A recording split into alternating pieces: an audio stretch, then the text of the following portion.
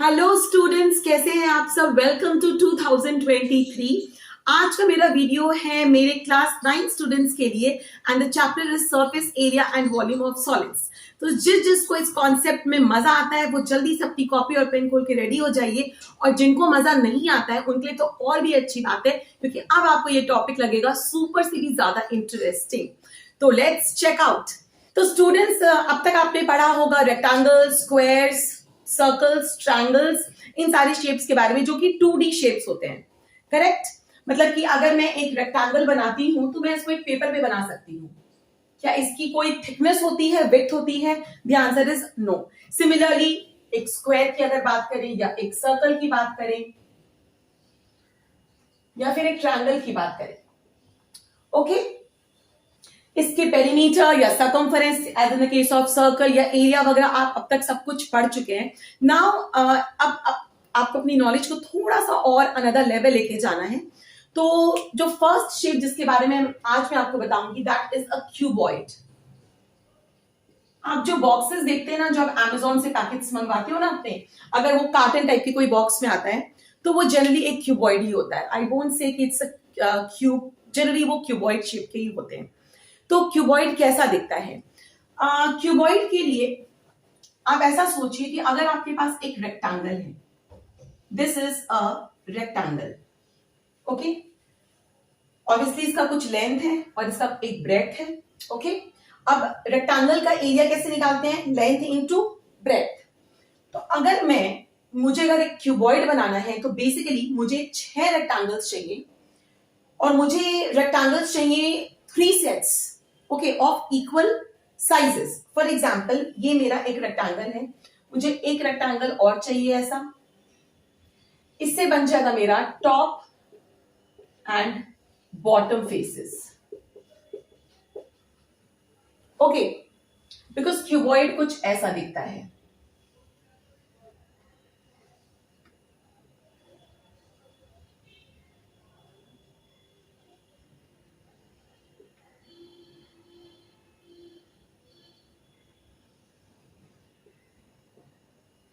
ठीक है, तो इससे मेरा बना top face and the bottom face.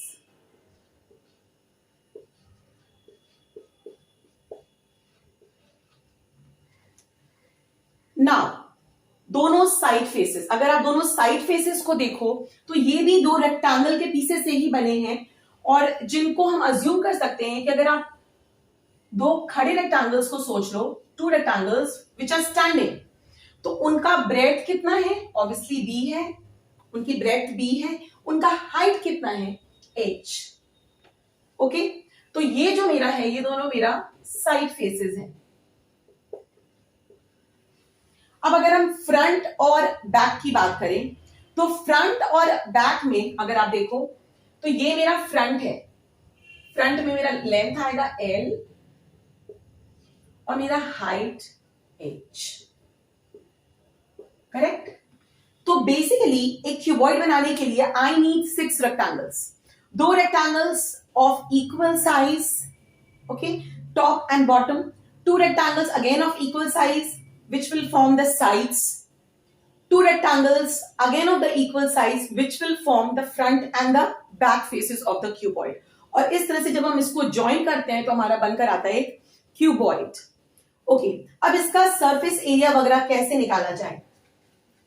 C, surface area of, पहले बात करते हैं टॉप एंड बॉटम साइड्स की, faces rather, top and bottom faces। क्या होगा? लेंथ इनटू ब्रेड्थ होता है। यहां पर इसका लेंथ है और ये इसका ब्रेड्थ है, this is the breadth, okay. So it will be length into breadth. लेकिन ऐसे कितने साइड्स हैं? 2 हैं, सो 2 टाइम्स, ओके। चलिए, तो surface area of the 2 side faces again will be equal to, इसके डायमेंशंस क्या है? This is the breadth and this is the height, और ऐसे 2 साइड्स है मेरे पास, so 2 into B into H. Now similarly the surface area of the 2 front and the back faces,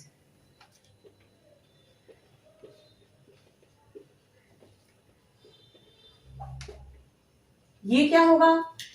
अब front face को देखते हैं, इसके डायमेंशंस क्या है? Length and height. सो ऐसे दो फेसेस हैं तो 2 टाइम्स L इंटू H। तो अगर मैं total surface area of the cuboid निकालूं, so the total surface area of the cuboid, obviously it will be the sum of all its sides, correct? That means this plus this plus this. So 2 into LB plus 2 into BH plus 2 into HL. Okay, 2 निकलेगा common and I can rewrite it as LB plus BH plus HL. So this is the total surface area of a cuboid. मजा आया? समझ में आया? समझ में आना बहुत जरूरी है। अगर फॉर्मूला समझ में आ जाता है, you will not feel like mugging it up. It is so simple, right?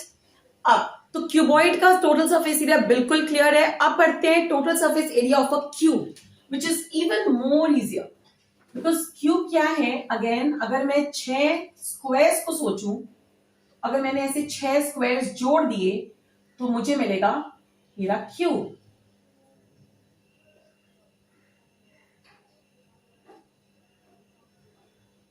Okay, कुछ ऐसा दिखता है cube.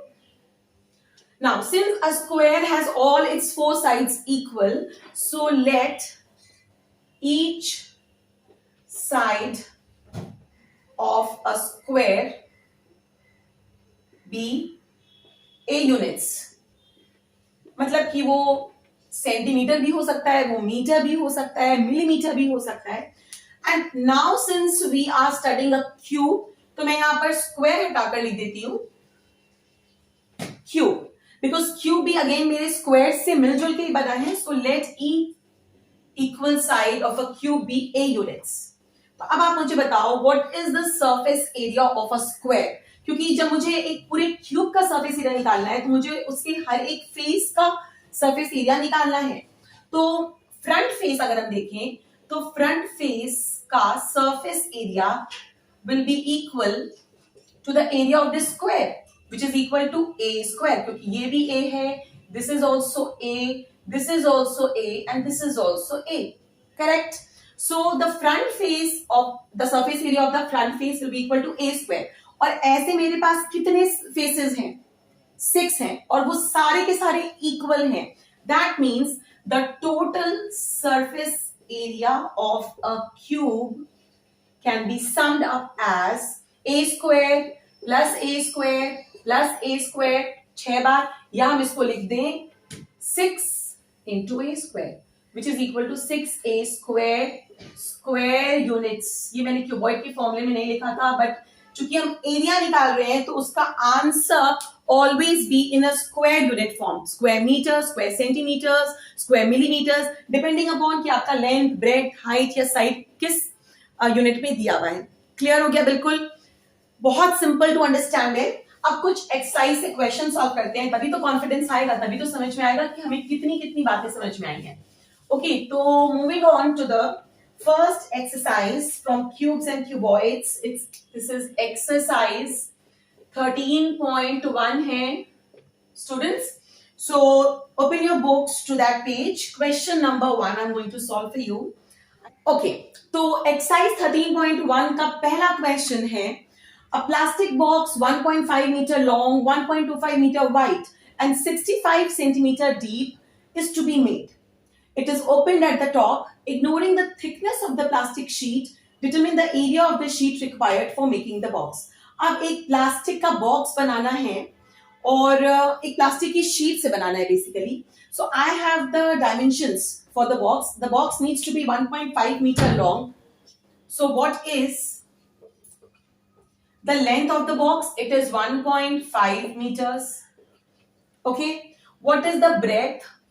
It is 1.25 meters. And what is the width? It is 65 centimeters.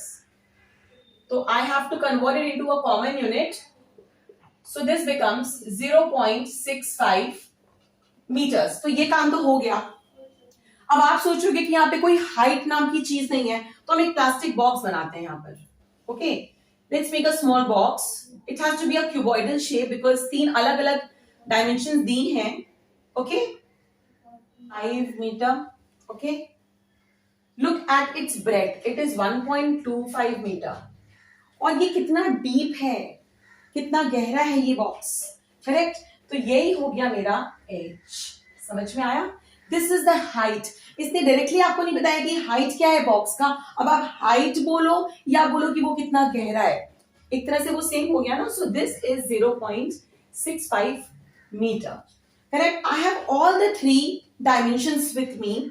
मुझे निकालना है कि मुझे उस शीट का कितना एरिया लगेगा. यहां पर अगर आप total surface area of the cuboid निकालते हो तो टोटल सरफेस एरिया में आपका क्या क्या निकल कर आएगा. ये वाला साइड, बॉटम वाला साइड, दोनों साइड, फ्रंट एंड बैक, यानी कि 6 फेसेस के आपको एरिया निकल कर आ जाएंगे.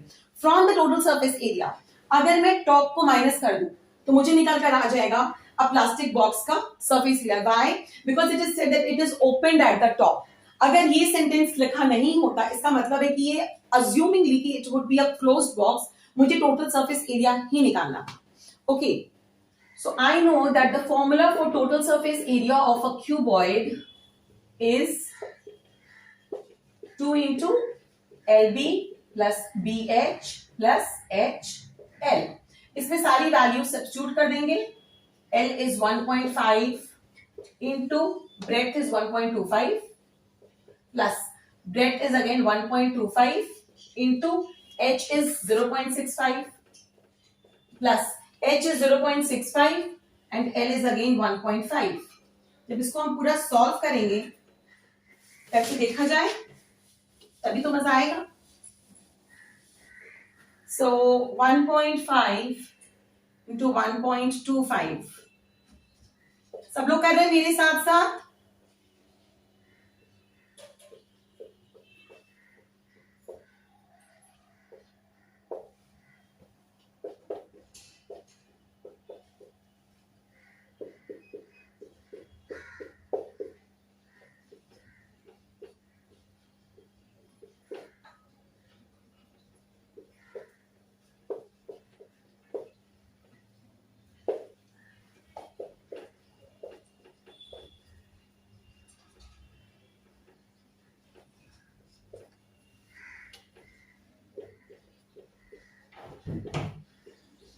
One 5 is 5, so this is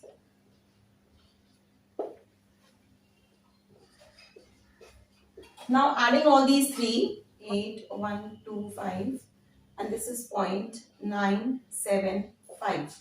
ठीक है.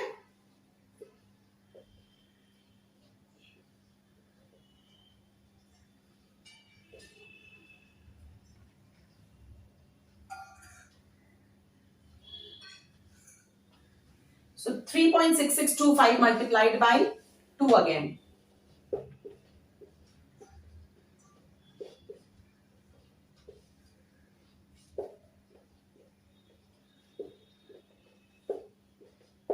$7.3250. But this is not my final answer because meter square. Why? इसलिए कि मुझे बोला गया है कि my box is open at the top. So जो टॉप का जो सरफेस एरिया है I have to subtract it. Okay, और जो टॉप है मतलब वही आपका बॉटम है. करेक्ट. सो यानी कि लेंथ इनटू ब्रेड्थ वाला जो एक साइड था उसका एरिया मुझे इसमें से सब्ट्रैक्ट करना होगा. So let me find out the surface area of the top surface अलग से. So the surface area of the top face will be equal to length into breadth, which will be equal to 1.5 into 1.25. Okay, and 1.5 into 1.25 कितना था? 1.875. यानी कि the required area of the sheet will be equal to 7.3250 minus 1.875.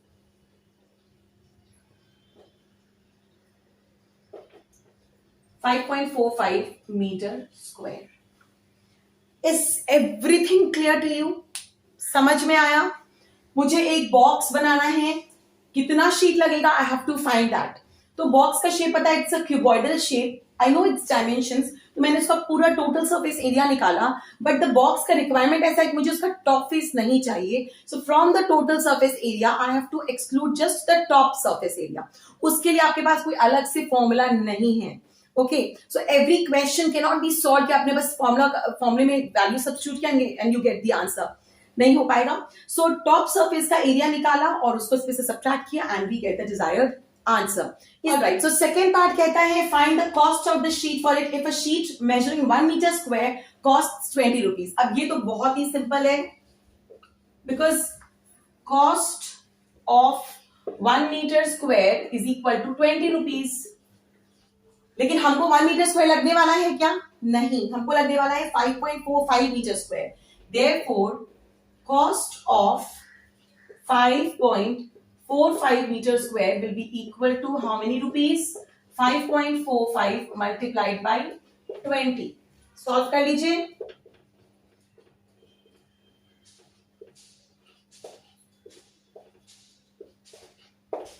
109 rupees। आ गया सबका यही answer? Super. इसका मतलब है कि कॉन्सेप्ट तो हो गया बिल्कुल क्लियर। अब मूव करते हैं नेक्स्ट क्वेश्चन पे, विच इज क्वेश्चन नंबर 3। तो बच्चों क्वेश्चन स्क्रीन पर आ चुका है और क्वेश्चन बोलता है the floor of a rectangular hall cuboid has a perimeter two 50 metre. Area नहीं दिया है। Very interesting question. If the cost of painting the 4 walls at the rate of rupees 10 per meter square is rupees 15,000, find the height of the hall. अब यहां पर आपको एक छोटा सा कॉन्सेप्ट इंट्रोड्यूस करके बता देते हैं।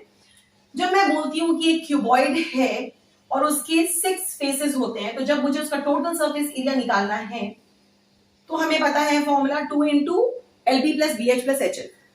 समझ में आ गया। लेकिन एक और टर्म होता है which is called the lateral surface area.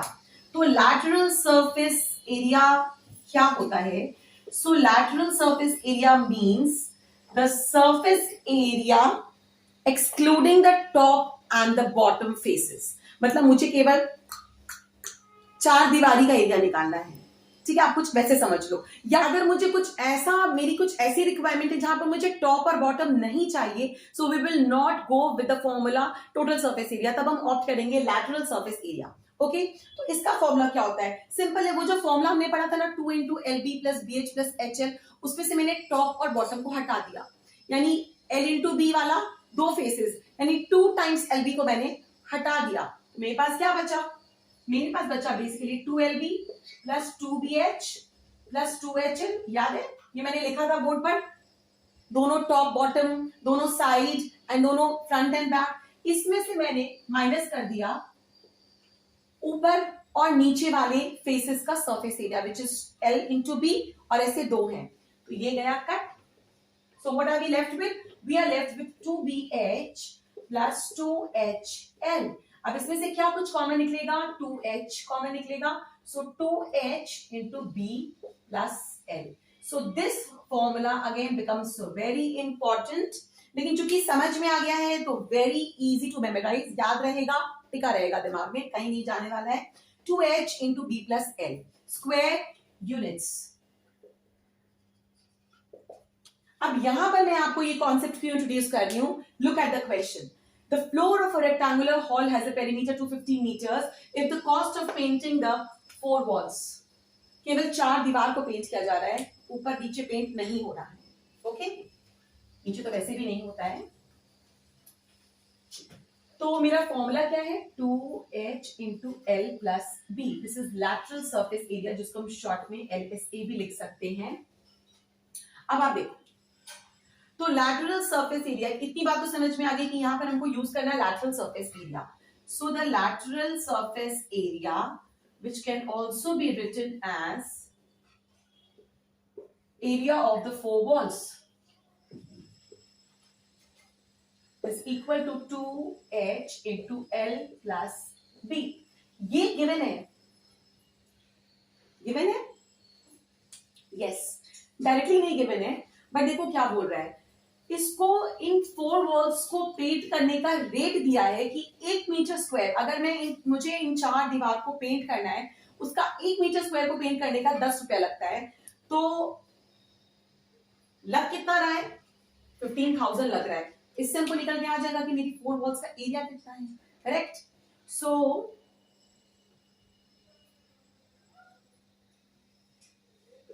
जब 10 रुपए लगते हैं तो पेंट होता है 1 मीटर स्क्वायर, तो ऑब्वियसली कम होगा ना, कम होगा।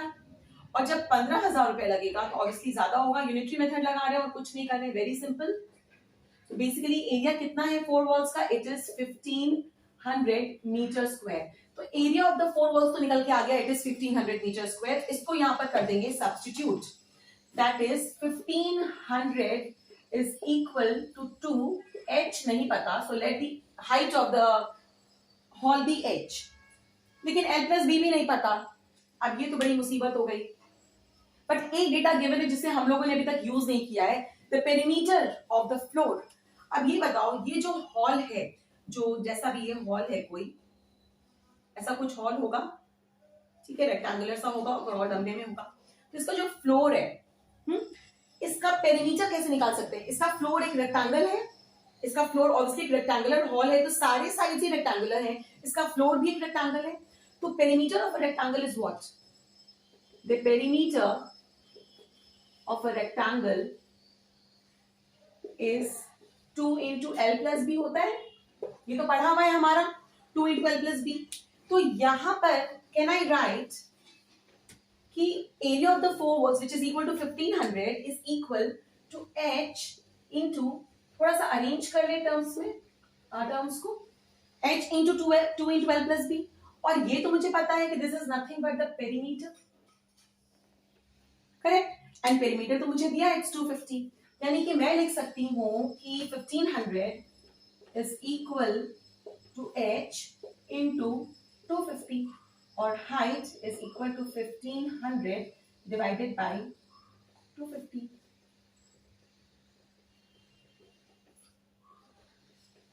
Six metres is the height of the hall. तो बच्चों बिल्कुल समझ में आ गया। ये एक्सरसाइज आज यहीं पे कंप्लीट करेंगे, बाकी क्वेश्चंस आपको सारे कंप्लीट करने हैं, अटेम्प्ट करना है, और कोई भी डाउट आएगा, Shimoni ma'am is here, you can get back to me any time of the day, you are most welcome. तो आज का वीडियो यहीं पर एंड करती हूँ। मजा आया हो पढ़ने में तो जल्दी से वीडियो को लाइक करिए, शेयर करिए, सब्सक्राइब करिए और बेल आइकन हिट करिए, जिससे आप तक मेरी नोटिफिकेशंस जल्दी जल्दी पहुंच पाएंगे। मुलाकात होगी बहुत जल्दी नेक्स्ट वीडियो में।